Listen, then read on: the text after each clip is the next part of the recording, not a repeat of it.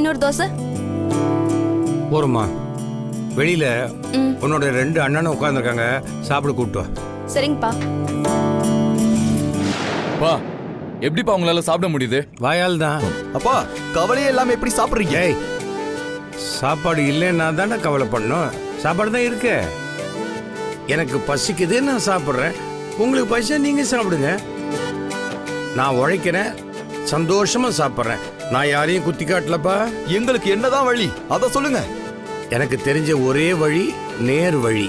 அங்க பாத்தியா முன் வாசல், இங்க பாத்தியா பின் வாசல். ஏன்பா இப்படி குதர்க்கமாவே பேசுறீங்க?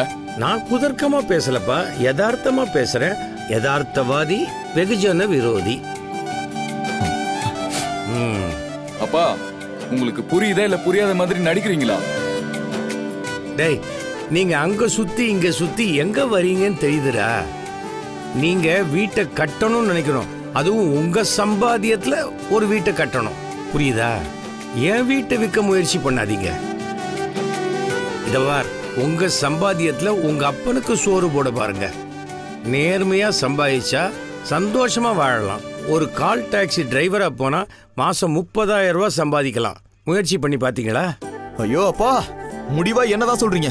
இப்பதான் சொன்னேனேப்பா, கால் டாக்ஸி டிரைவரா போ, மாசம் 30,000 ரூபாய் சம்பாதிக்கலாம். முதல்ல சாப்பிடுங்க, அப்புறமா பேசலாம். இவர் கூட எல்லாம் யாரு உட்கார்ந்து சாப்பிடுவா? நின்னுகிட்டே சாப்பிடு.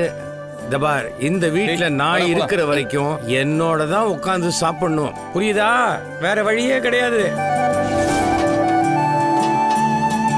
இந்த பாருமா, ஒரு 6 தோசை நல்ல முருகலா சுட்டு ஹாட் பேக்ல போட்டு வை.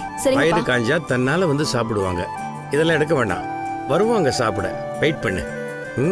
வெயிட் பண்ணி பாரு. போ.